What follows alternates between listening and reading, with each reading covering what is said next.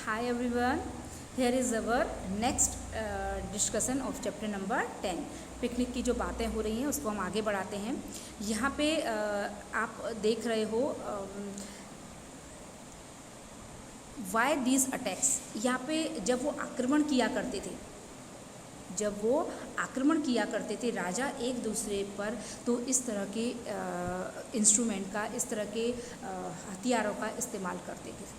ठीक है, while we are वो बच्चे सोचते हैं कि वो लोग एक दूसरे पर क्यों अटैक करते होंगे। ठीक है, तो while we were all talking Sridhar called us to see a big gun.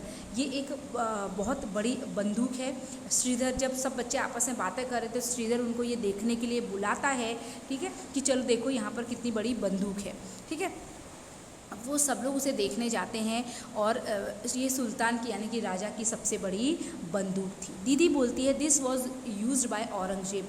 Aurangzeb जो राजा थे, मुग़ल जो राजा थे औरंगजेब, वो इस तरह की बंदूक का इस्तेमाल किया करते थे। और उसके अंदर there gun and cannons are attacked but they could not even enter the fort for 8 months they camped outside the fort. वो किले के अंदर, ठीक है, किले के अंदर से ही वो लोग दुश्मनों पर इस तरह की बड़ी बड़ी गनों से हमला कर सकते थे। आप यहाँ पे जो बॉल्स देख रहे हैं ना, बड़े बड़े पत्थर की, उनसे भी वो लोग उसके गन के अंदर उसको भर दिया करते थे। ठीक है, उसमें अंदर सब भरा हुआ होता था, उसको गन को, और उसको छोड़ते थे ना, तो जो दुश्मन आ रहे होते थे उस पर इस तरह के वो लोग चलाया करते थे गन्स। ओके, फिर सैलजा बोलती है कि why would the army come here all the way from Delhi. ठीक है, in those days emperor and king played such tricks they tried to make smaller kingdom a part of their town kingdom. This was done sometimes by friendship. उस समय बच्चे ये पूछते हैं कि बहुत सी बार दिल्ली से आर्मी बुलाने की हमेशा ज़रूरत क्यों पड़ती थी एक दूसरे के साथ। कभी कभी क्या करते थे वो लोग, फ्रेंडशिप करते थे एक दूसरे के साथ, एक दूसरे राजा के साथ दोस्ती करते थे।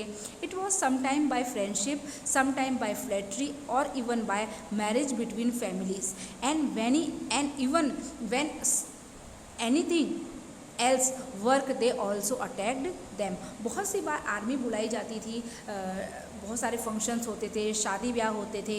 ठीक है, फेस्टिवल सेलिब्रेट किया जाता था, या एक दूसरे राजाओं के साथ फ्रेंडशिप की जा रही है, तो उस सब ओकेजन को सेलिब्रेट करने के लिए वो लोग आर्मी को बुलाया करते थे। कल्याणी बोलती है why it is that Aurangzeb's army could not get into the fort.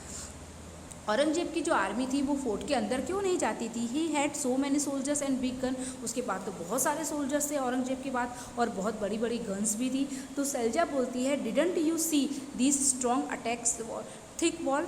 तो उन्होंने देखा कि औरंगजेब जब अटैक करते थे तो उन्होंने देखा कि तुमने, सैलजा बोलती है कि तुमने देखा नहीं कि कितनी सारी मोटी मोटी दीवार हैं, कौन इसके अंदर से इसको पार करके आ सकता है। ठीक है, तो श्रीधर बोलते हैं if the army tried to come from a different side. लेकिन अगर वो लोग किले किस तरह बनाते थे, एकदम मोटी मोटी दीवारें बनाते थे, कोई उनको पार ही नहीं कर सकता था। और अगर आर्मी दूसरी जगह से जाने की कोशिश भी करती थी तो वो बिस्टन, याद है आपको, बुर्ज जो राउंड शेप में वो लोग बनाते थे, और उसके अंदर को अंदर निगरानी करने के लिए सोल्जर्स को बिठा दिया करते थे। तो वो सोल्जर्स देखा करते थे कि कौन सी तरफ से दुश्मन आ रहा है, और जिस साइड से दुश्मन आ रहा हो तो वो सभी को आवाज़ लगा के सभी को इन्फॉर्म कर देते थे। तो वो वहीं पर उस समय वहाँ पर बंदूक चलाया करते थे, जो बड़ी बड़ी बंदूक आपने देखी वो। कल्याणी बोलती imagine the army is coming on horses and elephants with all their guns here the sultan's army stand fully prepared. उस समय के युद्ध कैसे होते थे, एक तरफ से जो दुश्मन राजा था वो अपनी फुल आर्मी, घोड़े, हाथी और बड़ी बड़ी गन्स को लेकर आ रहा होता था, और यहाँ पे जो किले के अंदर जो लोग थे, जो राजा थे, वो अपनी फुल आर्मी के साथ लड़ने के लिए तैयार बैठे रहते थे। Oh no how many peoples. लेकिन उसके बीच भी बेटा, एक तरफ तो राजा लड़ा करते थे, लेकिन बहुत सारे सैनिक मर जाया करते थे, बहुत सारे आम पब्लिक मर जाया करती थी, बहुत सारे लोगों का सामान का नुकसान होता था। युद्धों में युद्ध कभी भी अच्छा नहीं होता बेटा, वॉर कभी भी अच्छी नहीं होती, लड़ाई कभी भी अच्छी नहीं होती, हमेशा उससे नुकसान ही होता है। Okay, now next is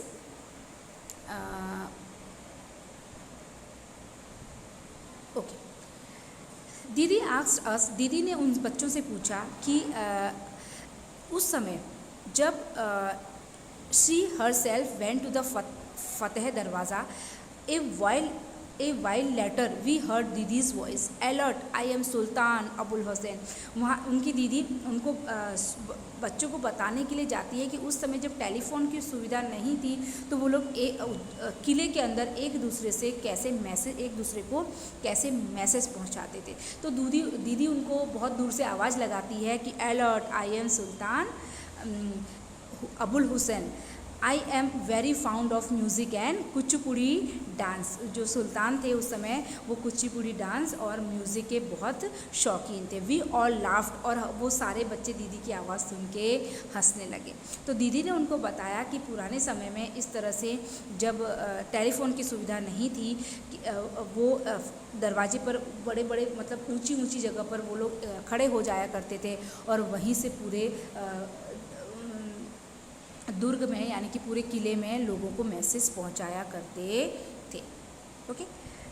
now arrangement of water, the picture shown is here. Arrangement, उस समय पानी के पीने की व्यवस्था कैसी थी आप पिक्चर में देख रहे हो, ठीक है। वेल से, ट्यूबवेल से इस तरह का पानी की व्यवस्था की गई है। The picture shown here is made after seeing a very old paintings of those time. Can you think why blocks have been use there, ठीक है। यहाँ पे वो जो चलाया जा रहा है ना, वो खींचने के लिए वो जो ब्लॉक है यानी कि वो जो बुल्स हैं वो उसको खींच रहे हैं, चला रहे हैं ड्रम को, और नीचे ड्रम लगाया गया है। फिर पानी कहाँ आ रहा है, नीचे रिवर में पानी आ रहा है कैनल में, और वहाँ से जो बकेट है वो पानी भर के ऊपर लेकर आ रही हैं। तो इस तरह से उसे टूथेड व्हील कहा जाता है, टूथेड व्हील, ठीक है। तो उसे टूथेड व्हील के नाम से जाना जाता है। इस तरह से पुराने समय में पानी की किले के आसपास इस तरह से पानी की व्यवस्था की गई थी। Now imagine how would this garland of pots lift water from the well. देखो गार्लैंड मतलब देखो छोटे छोटे पॉट्स लगाए गए ना व्हील के चारों तरफ, तो वो नदी के अंदर जब पानी में डूबते थे तो पानी भरकर ही ऊपर लाया करते थे। यहाँ पे आप देख रहे हो ये जो दीवार है, दीवार पे can you see the clay pipes, ठीक है।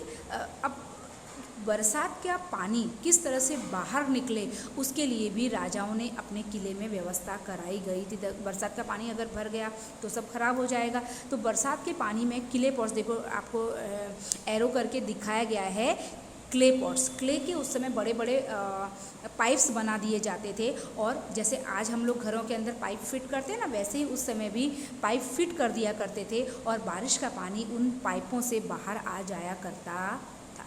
ओके। तो पानी के पीने की व्यवस्था और पानी के ड्रेनेज की व्यवस्था भी उस समय राजाओं ने बहुत अच्छे से की हुई थी। यहाँ पे ये पार्ट हम फिनिश करते हैं। नेक्स्ट वीडियो में नेक्स्ट पार्ट के साथ मिलेंगे। Till then bye bye.